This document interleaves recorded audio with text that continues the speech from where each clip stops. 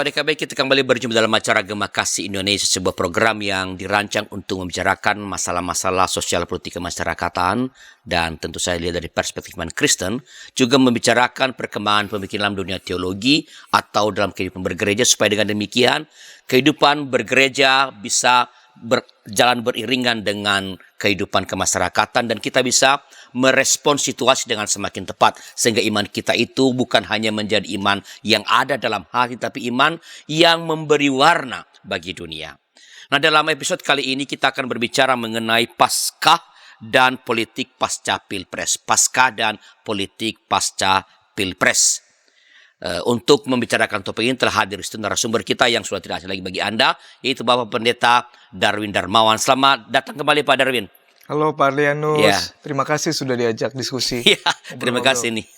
Ya, Pak Darwin adalah sekretaris 1 dari BPM SWG KSW Jawa Barat, dan beliau ini sebentar lagi akan menyelesaikan studi S3-nya di Fakultas Sosial Politik, ya Pak Darwin. Ilmu politik UI. Di UI, ya, sebuah universitas yang keren di Indonesia, dan dari fakultas ini banyak muncul ahli-ahli di bidang ilmu politik.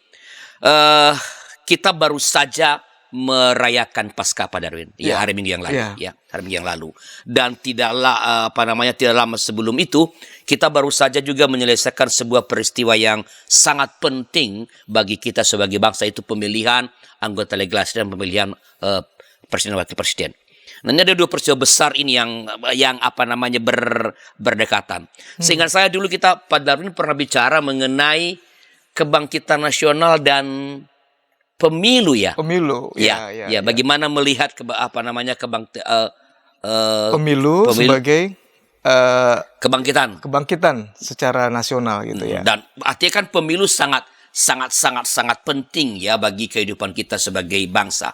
Dan Paskah juga adalah event atau peristiwa yang sangat penting bagi orang Kristen. Tanpa Paskah tidak ada kekristenan. Ya, Paulus bilang kan, kalau Yesus tidak bangkit maka sia-sialah kepercayaanmu. Nah, menarik.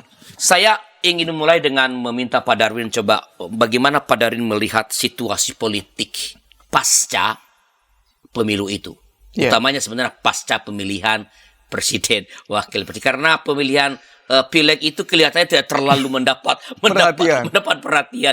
Padahal itu wakil-wakil kita di sana nanti. Itu Pilpres jauh lebih mendominasi.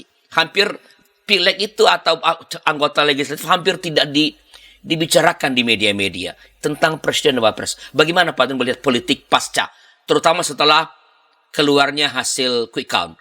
Hitung cepat. Iya. Nah, ini tema yang sangat menarik. Itu yang pertama, karena dua-duanya pasca, dua-duanya sudah melewati. Yep. Nah, yang kedua, bagaimana situasi pasca quick count? Yang mau saya katakan begini, kita perlu menunggu ketetapan KPU. Pada sisi lain memang quick count itu rasa-rasanya mencerminkan hasil akhir yang akan dirilis oleh KPU. Yang selanjutnya, apapun hasilnya sudah pasti tidak akan memuaskan seluruh masyarakat Indonesia. Apapun hasilnya. Okay. Kenapa? Karena sentimen politik seringkali itu bisa lebih tinggi daripada sentimen personal primordial, Pak. Itu ada satu kajian yang menurut saya menarik. Oh ya? Orang itu sentimen politiknya bisa lebih tinggi daripada sentimen agama. Oh, betul kah? Ada begitu. Itu sebabnya kadang-kadang preferensi atau pilihan politik susah digoyang. Mau ngomong apapun tentang tokoh yang disukai, I don't care. Okay. Pokoknya aku percaya, kira-kira begitu. Nah, karena kontestasi demokrasi itu pasti ada satu pemenang dan pasti ada yang tidak menang. Apapun hasilnya, pasti ada yang kecewa, pasti ada yang senang. Yang terpilih pasti senang, calon yang aku pilih menang. Yang enggak pasti kecewa. Nah, karena itu di dalam situasi seperti ini, mestinya sebagai bagian dari warga negara yang demokratis, kita masing-masing harus bisa menerima secara lapang dada apapun hasil yang ditetapkan oleh KPU. Okay. Nah, bahwa dalam proses demokrasi elektoral yang kita lakukan di sana-sini perlu evaluasi, perlu perbaikan, perlu upaya-upaya secara hukum bisa hukum dan undang-undang diperbaiki itu ya. Oke. Ya, jadi yang saya mau katakan pasca Jadi ada masalah kah di situ? Di dalam proses pemilu. Di dalam proses, dalam sebutlah undang-undang yang berkaitan dengan pemilu ini? Ada dalam kaitan dengan personalisme dalam politik. Apa itu? Personalisme dalam politik begini. Pengaruh pribadi-pribadi atau elit politik dalam proses demokrasi itu sangat kuat, Pak. Oke. Iya. Nah, ini yang mungkin perlu difikirkan bagaimana agar kekuasaan misalnya eksekutif itu bisa diantisipasi, nggak terlalu dominan dan lain-lain, agar Indonesia ini rule by law, bukan berdasarkan subjektivitas politik yang disebabkan oleh magnet politik pribadi. Ya sebut saja sekarang kan terjadi di PDIP, pengaruh dari ketua partai PDIP kuat. Luar biasa. Nasdem kita tahu siapa yang menentukan. Iya. Gerindra siapa. Dan anomali yang sekarang Pak Jokowi walaupun dia tidak punya partai tetapi Sangat berpengaruh. magnet atau daya tarik politiknya mengalahkan partai-partai yang mapan. Dia tidak punya partai, hanya anggota partai ya. Dia Anggota partai. dalam struktur PDIP yang dia masih kita belum tahu apakah keluarkan. Tapi dalam PDIP selama ini dia tidak ada dalam struktur kepemimpinan ya. Tidak ada. Ya, Tapi pengaruhnya dan magnet politiknya dia sangat kuat. mengalahkan semua itu. Ya, mengalahkan semua itu, Pak. Nah, ini yang mungkin ke depan perlu difikirkan gitu ya. Bagaimana presidensialisme yang kita anut itu bisa diatur sedemikian rupa agar daya tarik pribadi presiden, apalagi kalau dia memuaskan dan baik, tidak kemudian ya membingungkan proses politik gitu ya. Ya. Nah, tadi Pak Dori mengatakan bahwa hasil quick count ini kurang lebih akan mencerminkan apa yang akan dirilis oleh KPU. Ya. Jadi sebagai seorang Pak Dori sebagai seorang ilmuwan, begitu ilmuwan dibilang di bidang ilmu politik, artinya quick count ini dapat layak kita percaya walaupun tetap harus menunggu hasil KPU. Karena bagaimana dengan sementara orang yang mengatakan bahwa para surveyor ini atau hasil quick count adalah juga bagian dari rekayasa katanya. Surveyor itu hampir pasti tidak bisa bergerak tanpa dana. Oke. Ya, karena untuk melakukan survei politik di tingkat kota, kabupaten saja itu nggak kecil biayanya. Ya, hitungan ratusan juta lah ya. Apalagi ini survei nasional terkait dengan pilpres dan lain-lain. MM-an itu ya. Miliaran. Nah, oleh karena itu tidak mungkin mereka bergerak sendirian kalau tidak ada yang mendanai. Oke, pasti ada. Pasti ada. Soal siapa yang mendanai, ya sebagian ada yang menjadi tim sukses dari kontestan-kontestan politik. Termasuk di dalamnya capres dan cawapres 01 sampai 02, 03. Oke. Apakah kemudian kita bisa mengatakan karena dibayar mereka kehilangan objektivitas? Bisa jadi ya, tetapi tidak akan sepenuhnya mereka menggadaikan netralitas, objektivitas, dan kredibilitas lembaga surveinya. Nah, memang ada yang menarik begini. Ada surveyor yang dia sudah melakukan tes ombak, tes the water, untuk melihat kira-kira yang akan menang siapa nih? 1, 2, 3. Oke. Oh, sebut saja misalnya X. Nah, karena dia sudah tahu kans X menang itu sangat besar, dia hanya mau mendukung kalau X membayar. Yang lain dia nggak mau. Oke. Kira-kira masyarakat Indonesia akan memenangkan siapa? Itu bisa disurvei. Mereka bisa lakukan itu ya. Ada preferensi politik itu bisa ketahuan.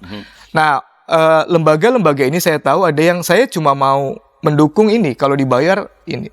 Supaya ya nanti bener kan menang dan aku yang dukung kira-kira gitu. Ini buat portofolio mereka kan, keren. Hasil quick count mereka itu akurat lah begitu ya. Akurat. Dapat dipercaya, akurat, dan bisa mendorong calon tertentu menang dalam kontestasi politik yang dilakukan. Ada juga yang begitu. Jadi apakah memang ya dalam dunia politik, misalnya kalau Pak Darmin, apakah Pak Darmin mengamati juga misalnya di Amerika, apakah betul bahwa hasil-hasil survei yang tadi mengatakan tes water bagaimana melihat preferensi politik masyarakat sebelum proses pemilu dilakukan itu, apakah itu bisa mempengaruhi nanti para pemilih, Pak? Perilaku politik itu bisa dipetakan dan arah pilihan masyarakat bisa dipetakan. Dan seringkali ketika hasil survei tertentu disuarakan sebelum Pilpres, ini kan mempengaruhi perilaku politik masyarakat yang belum misalnya punya pilihan politik. Istilahnya undecided voter. Oke. Misalnya saya masih bingung nih, 01, 02, 03 mau pilih yang mana. Oke. Masing-masing belum ideal. Tetapi begitu misalnya hasilnya disampaikan, kemungkinan besar pasangan tertentu yang akan menang. Itu yang akan bisa bergeser ya. Orang kan mikir-mikir, Pak. Betul. Wah, saya ini siapa? Kalau di situ yang sudah pasti menang, ya sudahlah, mungkin saya nggak usah milih. Bisa. Atau, wah, kalau itu sudah pasti menang, biasanya orang itu ikut yang menang, Pak, daripada yang kalah. Iya. Pemenang tuh istilahnya banyak kawan. Iya. Orang kalah tuh yang nemenin sedikit. Orang akan juga terpengaruh, oke lah, dukung aja yang menang. Pertimbangannya apa macam-macam. Udahlah, daripada repot-repot, berantem terus. Saya sama family kok gontok-gontokan gara-gara saya 2, situ 3. Wah, 1 putaran aja lah. Nah, ada lembaga survei juga yang memang merilis hasil survei dalam rangka mempengaruhi perilaku politik masyarakat Indonesia. Jadi kalau pertanyaannya mempengaruhi nggak? Bisa iya. Ini yang dalam istilah sosiologis self-fulfilling prophecy.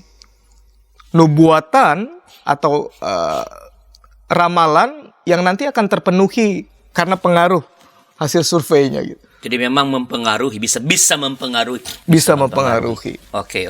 Apakah itu dapat disebut sebagai sebenarnya oleh para politisi atau para calon-calon ini itu dimanfaatkan untuk merekayasa kemenangan, bisakah? Bisa sekali, Pak. Sangat mungkin. Dan apakah itu bisa kita golongkan kalau sekarang kan orang itu bahwa para surveyor itu bagian dari apa disebut itu orang-orang yang merekayasa kemenangan paslon tertentu secara curang gitu. Nah, ini yang tidak gampang disebut secara hitam putih. Saya lebih melihat ini sebagai strategi politik. Karena toh nggak bisa dipastikan hasilnya. Hasil akhirnya kan nggak bisa dipastikan. Saya mau pilih siapa, itu kan agensi atau kemandirian saya. Nggak bisa dipengaruhi siapapun. Idealnya begitu. Tetapi bahwa hasil survei mempengaruhi pilihan politik saya, ya bisa-bisa saja. Dan saya lebih melihat ini sebagai strategi politik. Dan semua orang bisa memanfaatkannya. Dan semua orang bisa memanfaatkan. Berarti nggak bisa disalahkan kalau misalnya nih, jadi satu pihak tidak bisa memakai itu untuk mendiskreditkan lawan politiknya begitu. Iya, betul Pak, betul. Karena itu memang begitulah dalam dunia politik memang begitu, bahwa bisa memanfaatkan para surveyor ini untuk mempengaruhi pemilih. Bisa, karena regulasi kita juga tidak ada yang melarang misalnya hasil survei dari lembaga-lembaga survei tertentu, nggak dilarang kan. Nah, makanya KPU punya kebijakan exit poll itu tidak boleh dilakukan yang di luar negeri hasilnya. Tapi keluar toh. Walaupun keluar juga. Nah, saya tidak tahu exit poll mana yang objektif. Kalau benar yang itu, toh itu nggak mempengaruhi. Betul ya. Kemudian hasil akhirnya. Iya. Nah, saya ingin mencoba menegaskan apakah betul kalau saya mengatakan begini, Pak Darwin sebagai seorang ilmuwan di bidang politik dan sebagai seorang pendeta, bisakah saya mengatakan bahwa pada dalam kapasitas sebagai tadi itu pendeta dan ilmuwan itu, bahwa Pak Darwin mengatakan hasil quick count itu ya layak dipercaya walaupun kita tetap harus menunggu hasil KPU, begitu kan? Betul. Ya, pada satu sisi kita objektif melihat ada validitas, ada reliabilitas bahwa ini sebetulnya secara saintifik bisa dipertanggungjawabkan. Jadi nggak boleh kita mengabaikan ini pasti jelek, ini pasti pesanan, itu kan asumsi yang tidak benar. Tetapi untuk menjaga kekritisan terhadap kemungkinan itu dipakai sebagai sarana kecurangan, maka kita perlu menunggu hasil KPU. Sebagai hasil yang kita percaya, inilah yang kita terima sebagai lembaga demokratis yang kita sama-sama percayai. Gitu, apapun Pak. Hasilnya. Ya, apapun hasilnya. Bahkan kalau yang dikatakan quick count itu menang, ternyata kalah juga ya. Ada mekanisme yang bisa dilakukan di MK. Ya, untuk sengketa pilpres, ya. Ada salurannya. Ada salurannya. Ya, baik Pak Darwin. Ya, tapi kan kalau kita lihat ini ada dua paslon ini, 1 dan 3 nih sejauh saya baca, yang ternyata sampai sekarang tidak mengakui itu hasil quick count. Tapi setelah beberapa pesan berikut ini.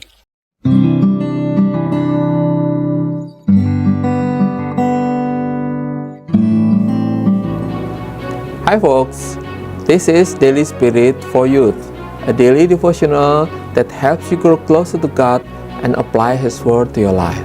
Daily Spirit for Youth dapat Anda saksikan hari Senin sampai Sabtu pukul 4.30 waktu Indonesia Barat di channel YKB TV. Kita jumpa dalam acara Pembangunan Jemaat. Pembangunan Jemaat setiap Senin di minggu kedua dan keempat pukul 20 waktu Indonesia Barat. Dapat Anda nikmati di channel YKB TV.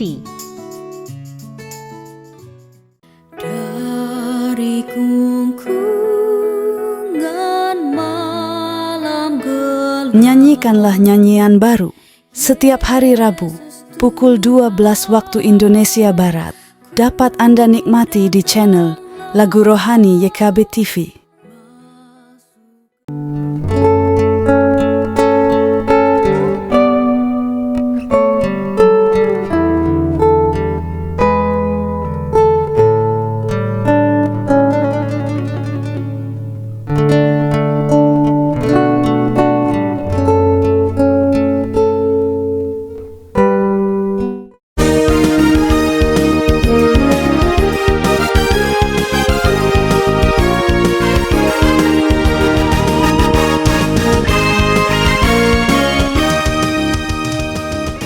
Terima kasih masih bersama kami dalam acara Agama Kasih Indonesia di YKB TV. Kita masih berbicara tentang Paskah dan politik pasca pemilu bersama dengan Bapak Pendeta Darwin Darmawan. Bila para sahabat punya pertanyaan, punya komentar, silakan tulis di kolom komentar yang tersedia. Dan Pak Pendeta Darwin tentu saja nanti pada waktunya akan merespon pertanyaan atau komentar Anda. Pak Darwin, tadi kan saya sudah menjelaskan bahwa ya, quick count ini layak dipercaya, ya, bahwa kita nanti harus menunggu pengumuman dari KPU sebagai yang final, itu ya harus begitu. Tapi kan ada dua paslon nih Pak Darwin, 1 dan 3 yang sampai sekarang sejauh saya pantau belum menerima dan cenderung mengatakan itu adalah sebuah rekayasa untuk mempengaruhi perhitungan di KPU malah dan sebagainya. Bagaimana Pak Darwin memandang ini? Demokrasi itu memberikan ruang seluas-luasnya untuk mengkritisi itu apapun. Jadi sah-sah saja kalau paslon yang ada melakukan upaya kritik terhadap praktek demokrasi lewat pemilu yang sudah lewat. Dan kalau itu dilakukan, sebetulnya juga ada preseden-preseden yang menurut masing-masing tim ses memperlihatkan kecurangan atau pemakaian instrumen kekuasaan dalam proses pemilu yang terjadi. Jadi kalau kemudian mereka melihat ada bukti-bukti yang bisa dipertanggungjawabkan untuk melakukan pengajuan sengketa pilpres di MK, rasanya sah-sah saja sih menurut saya, Pak. Itu wajar-wajar saja. Apakah bukan itu dua hal yang berbeda sebenarnya? Bahwa mereka mempersoalkan atau menduga ada kecurangan, dan karena itu pada waktunya akan, kalau ada bukti, akan mempersoalkan pada satu pihak, dan pada pihak lain ini kan quick count ini kan dilakukan oleh lembaga-lembaga quote and quote independen yang semua semua paslon juga punya timnya. Ya misalnya ya mereka ada, dan rata-rata para lembaga-lembaga survei ini memberikan angka yang ya kurang lebih sama. Betul. Makanya dasar gugatannya nanti kan itu yang harus diperjelas. Kalau mereka maju ke MK, dasar gugatannya ini sudah melakukan deklarasi kemenangan berdasarkan quick count, itu nggak ada dasarnya, Pak. Tapi kalau orang boleh saja kan melakukan itu kan? Iya, itu boleh saja berdasarkan quick count bisa dipertanggungjawabkan. Kalau dasarnya adalah fakta-fakta di lapangan terkait kecurangan yang terstruktur, sistematis dan masif itu bisa membatalkan hasil pilpres. Ya, itu yang perlu kita berikan ruang berproses.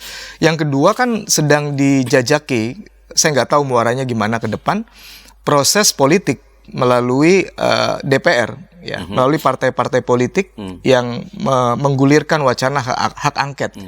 Ya, ini proses politik ya, beda dengan proses hukum.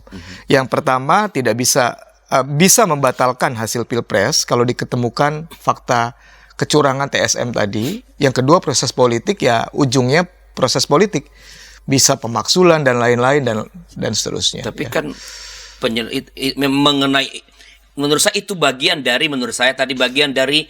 ketidaksediaan para paslon yang menurut quick count itu dikatakan kalah itu untuk menerima hasil. Karena gini, bukankah kalau misalnya kan hak angket itu kan hak DPR untuk melakukan penyelidikan ketika ada dugaan pemerintah, betul ya? Ya. Melakukan keberpihakan, kecurangan, ya. Tetapi kan penyelenggara pemilu kan bukan pemerintah. Ini ada seorang ahli Betul. tata negara, nggak bisa. Ini KPU, jadi kalau mereka menyelidiki presiden, bukan saya yang menyelenggarakannya. Betul. Nah, inilah yang oleh salah satu ilmuwan politik disebut sebagai praktek pembunuhan demokrasi memakai sarana demokratis. Maksud saya begini, demokrasi memang tidak bisa secara telanjang memberikan kesempatan aktor demokrasi, sebutlah pemerintah, untuk melakukan tindakan-tindakan otoriter, represif, tidak bisa. Tetapi bagaimana misalnya mereka memakai kaki tangan lembaga lain untuk memperpanjang pengaruh, itu kan bisa. Dalam proses demokrasi, lembaga-lembaga demokrasi seperti KPU, Bawaslu, itu kan tidak sepenuhnya turun dari surga lalu tidak menjadi partisan. Bahkan mereka dipilih oleh DPR loh. Udah jelas partisan sebenarnya. Pemilihannya sendiri merupakan proses politik. Pada titik itu rasanya demokratis saja kalau kemudian ada upaya mengkritisi kenapa misalnya KPU mensahkan pencapresan Mas Gibran sebelum ada penetapan perubahan hukumnya, gitu, baru di MK. Ya. Lalu misalnya ada kecurigaan kok di beberapa kasus temuan ketika suara paslon yang bukan 02 dimasukkan berbeda, sementara suara 02 nambah. Itu ada fakta-fakta yang ditemukan. Kalau fakta-fakta ini bisa dibuktikannya benar dan TSM, kan sah-sah saja sebagai negara demokrasi kita memperbaiki itu, Pak. Tapi kalau tidak kan teruji juga nanti. Cuman soal hak angket tadi loh. Jadi kan hak angket itu kan mereka melakukan itu hanya untuk menyelidiki ketika pemerintah melakukan pelanggaran, sedangkan penyelenggara pemilu itu jadi bisa main di situ gitu loh. Bisa memanggil KPU, Pak, untuk mempertanggungjawabkan kinerjanya bisa. Tapi bukan hak angket. Bukan ya. Ini proses politik untuk pemerintah. Memanggil KPU menurut saya harus mereka panggil ya kalau ada dugaan seperti. Tapi kalau menggunakan hak angket kan bukan ke KPU. Bukan. Pasti ke presiden. Proses politiknya beda lagi. Ya. Apa rasanya agak memaksakan, walaupun saya nggak terlalu yakin jadi itu di DPR juga. Itu juga proses panjang yang rasanya sih susah. Rada berat. Agak berat karena pendukung partai pemerintah sekarang sangat kuat. Rasanya agak berat ya. Apakah itu bukan ekspresi, misalnya sebutlah ya, kalau saya suzon nih, ekspresi ketidaksediaan, tidak ada jiwa besar untuk ya udah quick count mengatakan begitu, terimalah, tapi kita tetap tunggu hasil KPU daripada memanfaatkan proses demokrasi yang tidak terlalu match sebenarnya. Dan kita kan nggak tahu ujungnya juga ini. Rame-rame ini kan belum tentu mengkristal dalam bentuk hak apa. Ya, kita nggak ngerti. Tetapi sebagai sebuah negara demokrasi, kekritisan yang bertanggung jawab mestinya kita beri ruang sejauh tidak merusak persatuan dan lain-lain. Nah, ini saya mau kaitkan dengan ini, Pak Darwin. Ini kan begitu telanjangnya penolakan dari sebutlah entah partai entah paslon ya terhadap hasil quick count, dan juga seruan pernyataan tentang kecurangan yang disebut TSM tadi itu oleh paslon dan partai politik kan memberi pengaruh pada kehidupan publik. Ya, saya misalnya melihat gerakan-gerakan masyarakat sipil yang atau mahasiswa yang mulai bergerak melakukan sebutlah upaya pengerahan massa berkaitan dengan padahal hasil KPU masih belum kita terima. Bagaimana Pak Darwin memandang ini sebenarnya? Ya, demonstrasi atau upaya menyatakan sikap secara publik itu juga saluran demokrasi yang sah-sah saja ketika sekelompok masyarakat melihat saluran demokrasi formal itu tidak bisa dipercaya atau tersumbat. Ya, sejauh itu dilakukan dalam koridor demokratis dengan elegan dan lain-lain, rasanya sih tidak apa-apa. Itu yang pertama. Yang kedua, sebetulnya ini kan ujian untuk masing-masing pihak, baik yang dikritik maupun yang mengkritik, untuk melihat seberapa jauh masyarakat bisa mendukung atau tidak mendukung upaya-upaya yang dilakukan. Jadi ini bisa dimaknai sebagai mekanisme check and balances yang baik-baik saja dalam negara demokrasi, sejauh itu tidak kemudian membuat turbulensi sosial politik yang mengganggu proses kita sebagai sebuah bangsa, Pak. Nah, so far kalau Pak Darwin memandang ini, kalau menurut saya sih kan ya kita ikutlah dalam gelombang 98 ya, reformasi. Kita turun ke jalan juga kan. Ya, kita turun ke jalan pada waktu itu, kita ikut demo ya. Itu bagi kita itu hak. Termasuk ketika mahasiswa bergerak sebenarnya itu penting.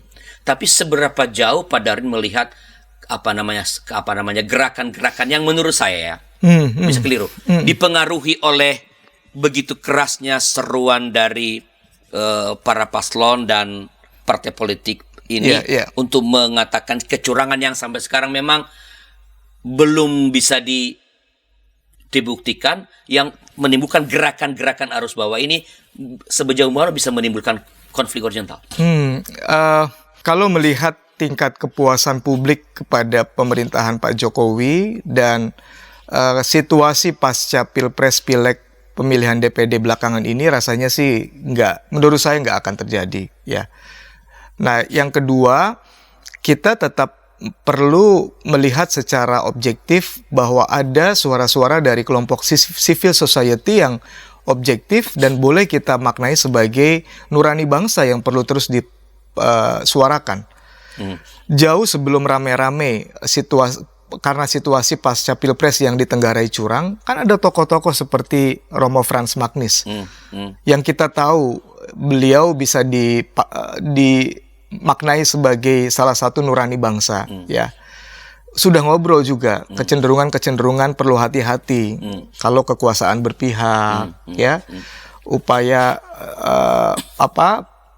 pemakaian kekuasaan karena misalnya anak presiden ikut berkontestasi, itu kan sudah disuarakan. Menurut saya sih, ruang kritis ini tetap harus dijaga, sebab pembelokan demokrasi untuk negara demokrasi itu nggak akan langsung 180 derajat, Pak. Betul. Jadi pelan-pelan, kalau penyimpangannya kita kemudian lihat, nggak apa-apa lah, ya nggak, oke. Ini justru berbahaya, dan ini yang akan membuat demokrasi mati dengan cara memakai belati demokrasi gitu. Justru saya melihat ini agak berbeda nih Pak Darwin. Pak Darwin mengatakan begini. Kalau melihat tingkat kepuasan masyarakat kepada Pak Jokowi berikut tinggi, maka kemungkinan terjadi sebutlah bentrok itu kecil. Saya malah melihat itu yang saya takutkan justru. Karena suara, kalau kita sebut suara kenabian lah sebut, yang oleh para ilmuwan, para tokoh-tokoh itu, dan itu akhirnya melahirkan gerakan massa ya untuk ya mendesak sesuatu lah sebut, itu karena tingginya kepuasan, saya khawatir justru rakyat nanti akan bergerak untuk melawan ini yang sebenarnya ini kan gerakan yang ingin agar demokrasi kita itu terawat dengan baik. Apakah tidak ada kemungkinan rakyat yang tadi begitu sebutlah fanatik kepada Pak Jokowi? Bisa saja. Dan ini kan yang terjadi dalam peristiwa menjelang Paskah. Bagaimana suara Kristus itu menjadi suara yang diyakini sebagai suara kebenaran, mengkritisi penyimpangan, upaya untuk menyadarkan kelompok keagamaan yang berkolaborasi dengan kekuasaan dan menindas rakyat. Tetapi mereka mendapat dukungan dari mayoritas dalam tanda petik, dan kemudian yang dibungkam adalah Kristus, kebenaran. Kalaupun misalnya itu terjadi, ini pasti menyedihkan. Tetapi bukankah itu peristiwa Paskah? Saya nggak bilang suara ini pasti sama seperti suara Tuhan ya. Karena ini juga perlu diuji. Bisa aja ada penumpang gelap dari upaya yang mengkritisi. Tapi untuk tokoh-tokoh seperti Romo Franz Magni, saya kok percaya. Ya, ada beberapa tokoh yang rasanya nggak bisa dibeli lah. Enggak lah, bukan orang seperti itu. Kalau kemudian mereka berhasil meyakinkan ada upaya untuk memperbaiki demokrasi kita, lalu dibungkam, yang ya itu proses demokrasi yang menurut saya oke-oke saja. Dan ada presiden sejarah iman dalam diri Kristus. Tetapi kan ending dari Paskah kan kebangkitannya nih, perbaikannya nih, bahwa masing-masing pihak belajar menuhankan Kristus. Kebenaran menang. Kebenaran yang harus kita tuhankan, bukan siapa-siapa, termasuk kebenaran agama, kebenaran politik, fanatisme kita kepada siapapun, bukan. Tapi Yesus sebagai Tuhan, itu kan Paskah, Pak. Nah, karena itu seandainya pun kekhawatiran Bapak terjadi, ya kita kan nggak bisa apa-apa kan kasarnya. Tetapi ada makna spiritual bahwa kebenaran yang mestinya akan menang, seperti Kristus yang bangkit mengatasi kematian. Pak Adrian udah mulai masuk kepada Paskah. Kita akan teruskan setelah beberapa informasi berikut ini.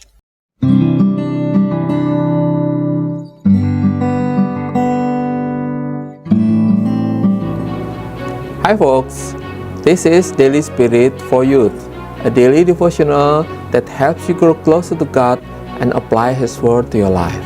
Daily Spirit for Youth dapat Anda saksikan hari Senin sampai Sabtu pukul 4.30 waktu Indonesia Barat di channel YKB TV. Kita jumpa dalam acara Pembangunan Jemaat. Pembangunan Jemaat setiap Senin di minggu kedua dan keempat pukul 20 waktu Indonesia Barat. Dapat Anda nikmati di channel YKB TV. Dari kungkungan malam gelap, Nyanyikanlah nyanyian baru setiap hari Rabu pukul 12 waktu Indonesia Barat. Dapat Anda nikmati di channel Lagu Rohani YKB TV.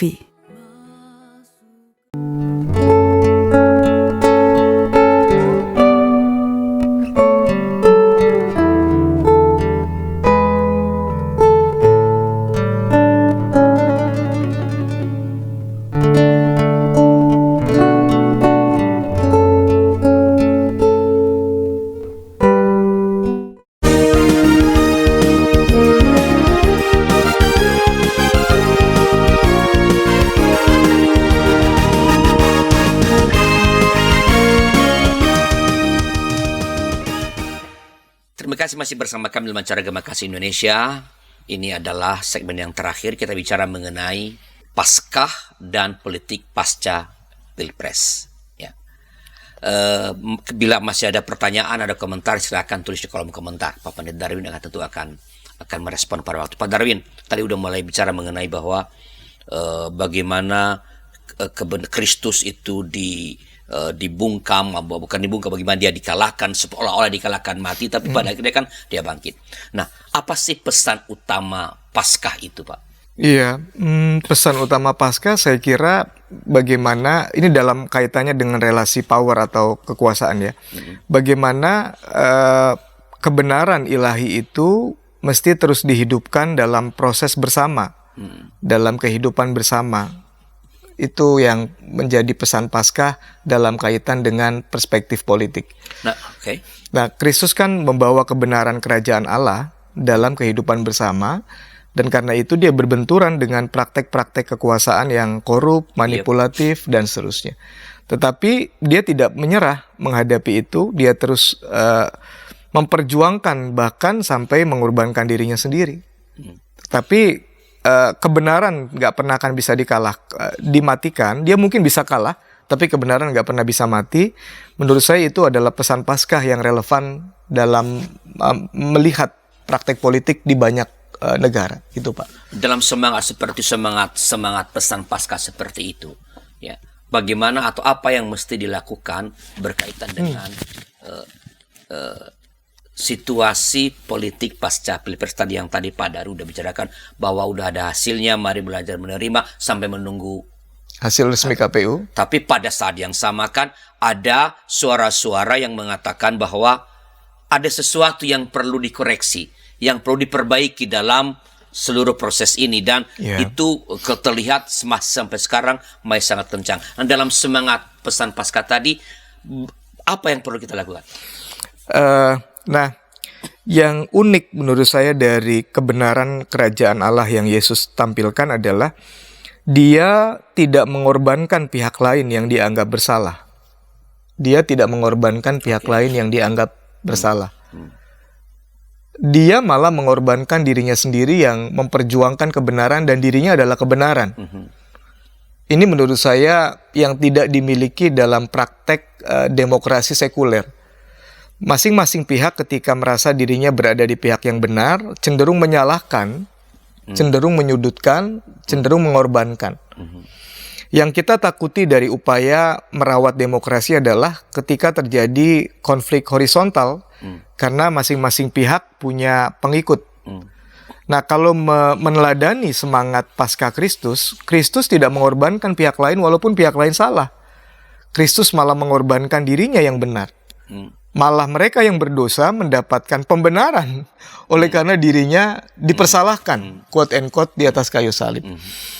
Nah, demokrasi akan menjadi demokrasi yang sangat spiritual dan indah ketika masing-masing pihak melakukan self-kritik. Kita yang sebetulnya layak mati, kalau pakai istilah penjahat di salib Kristus. Bukan orang ini, kita loh yang bersalah. Nah, betapa mengharukan dan menyentuhnya ketika masyarakat kita menyadari, kita ini nggak baik-baik amat loh. Kita sama-sama sering korupsi loh. Mungkin nggak korupsi uang, korupsi yang lain. Ayo kita menyalibkan diri kita. Untuk apa? Untuk kebenaran yang lebih besar, yaitu Allah sendiri. Jadi kalau misalnya upaya merawat dan meluruskan demokrasi yang menyimpang dilakukan dengan spirit seperti ini indah sekali, Pak. Jadi apakah bisa gini, kita sebelum mensejarkan bahwa pemilu itu, ya, dengan segala kekurangan di prosesnya adalah sebenarnya itu semacam jalan kebenaran lah, begitu. Itu jalan yang kita pilih untuk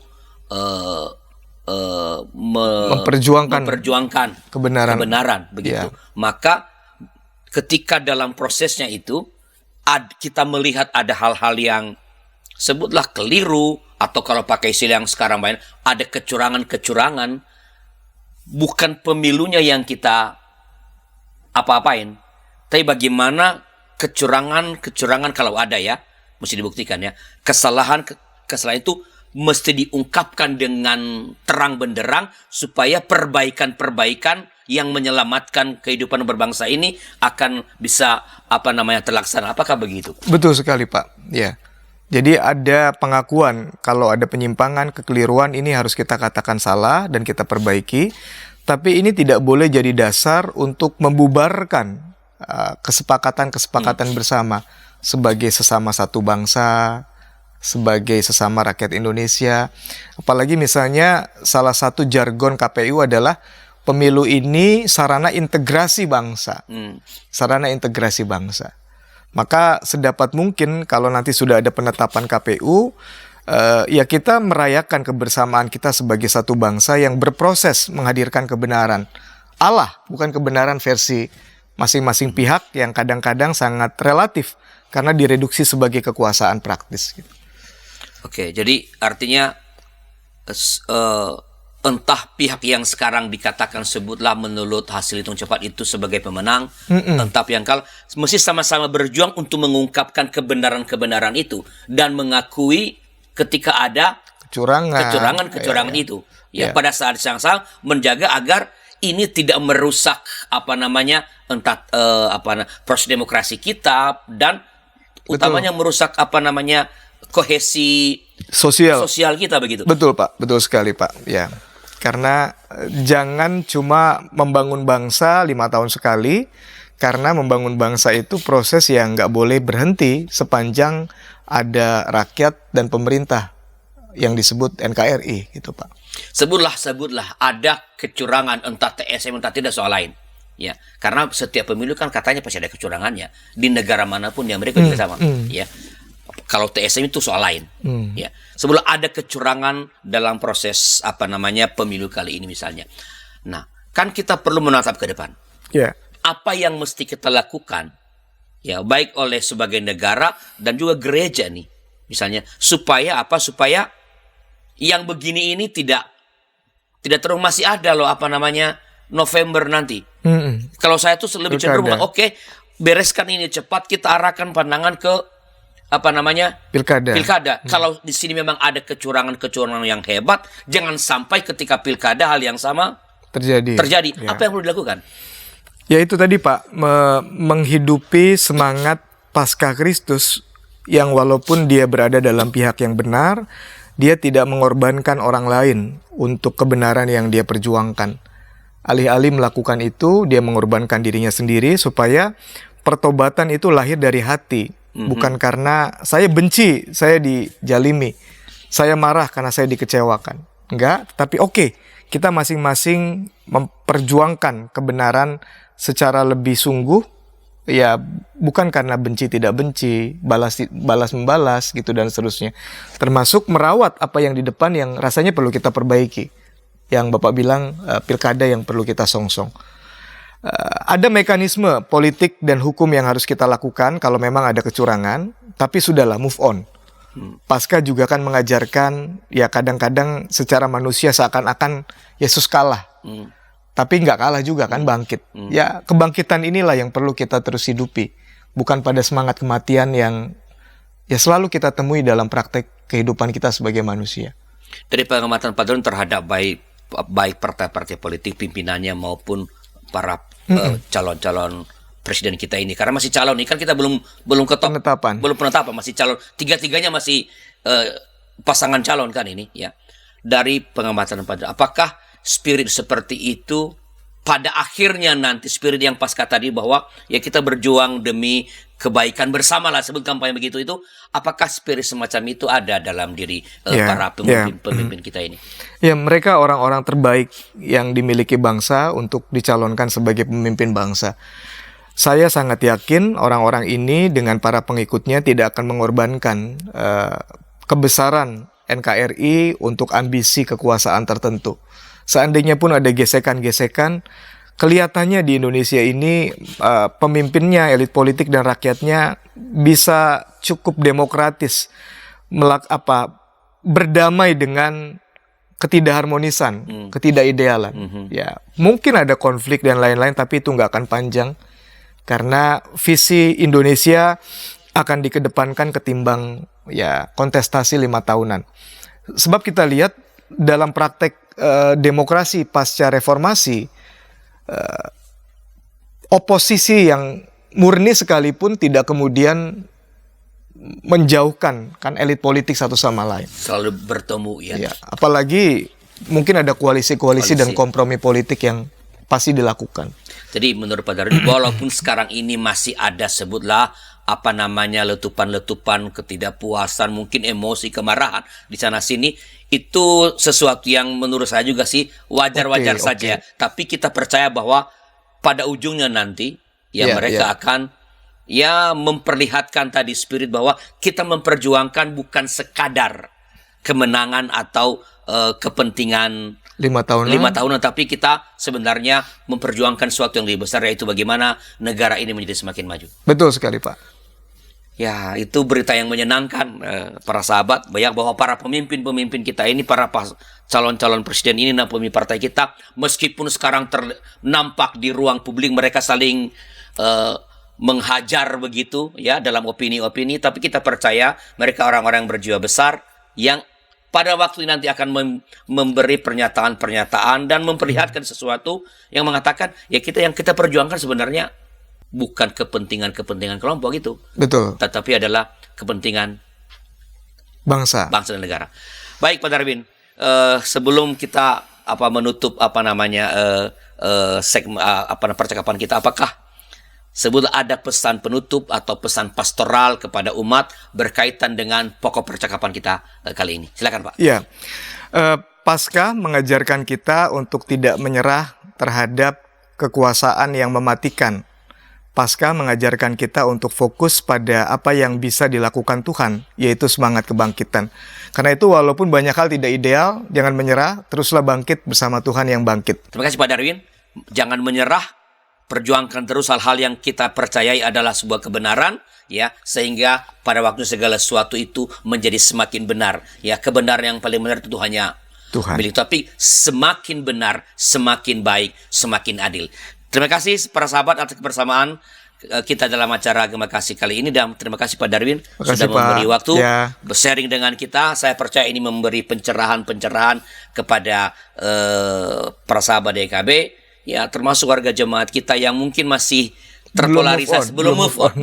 Semoga dengan ini kita semakin bisa melihat, merespon situasi dengan semakin tepat. Sampai jumpa pada episode berikutnya. Kalau ada masukan-masukan, silakan kirim kepada kami lewat nomor 0812-8188-9191. Tuhan memberkati. Sampai jumpa.